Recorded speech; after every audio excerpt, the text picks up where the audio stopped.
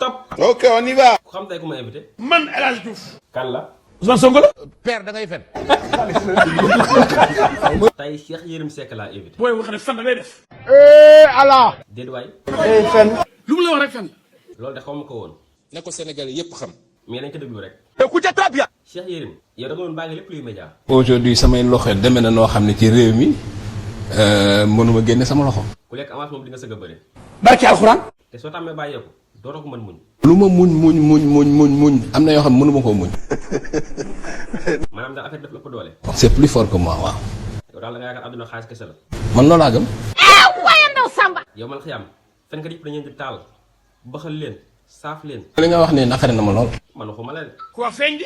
da nga yaakaar nga def ni àdduna lay am. comme ni ko xale bi way rek bu jeexee jeex na. yaa ngi nax sa bopp de. élection yi dig naa amul moom mooy favori.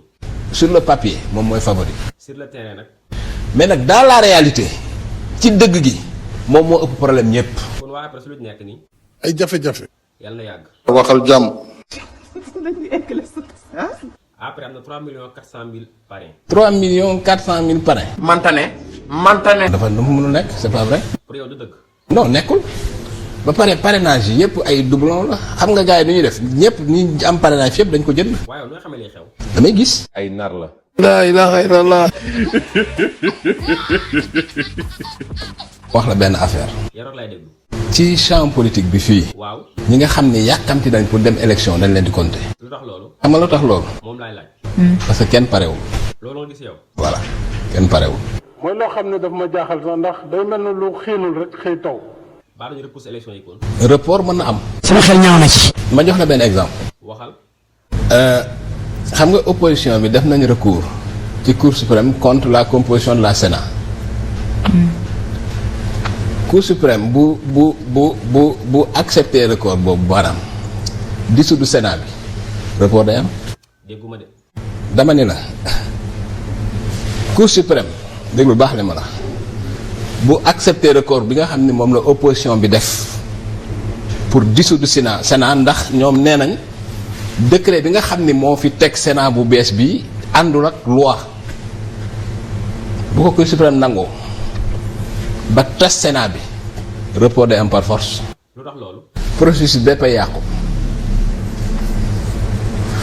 parce que ci code électoral processus bi yépp Sénat moo ko war a superviser. est-ce que Macky Sall li muy def kon. je ne sais pas man dama lay wax droit laa lay wax def. li nga wax delluwaat si. bis bu cour suprême annulé décret bi nommé membre Sénat yi tout le processus va être repris à zéro te report élection day am loolu man maa la ko wax. Macky Sall li mu bëgg du ko am. daan mën na dal sa kaw. yaa ngi nax sa bopp de. waaw moom kenn gisu ko kenn déggu ko.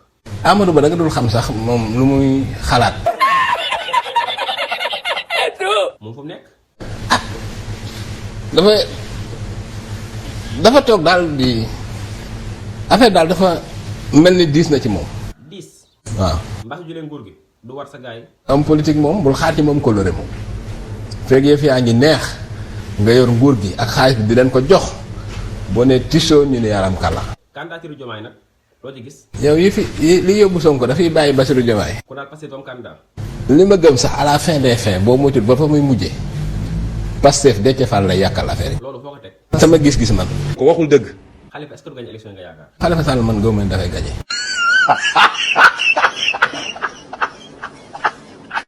C'est terminé. Merci à tous d'avoir suivi cette émission. À la prochaine. Abonnez-vous et j'aimez. c'est tout.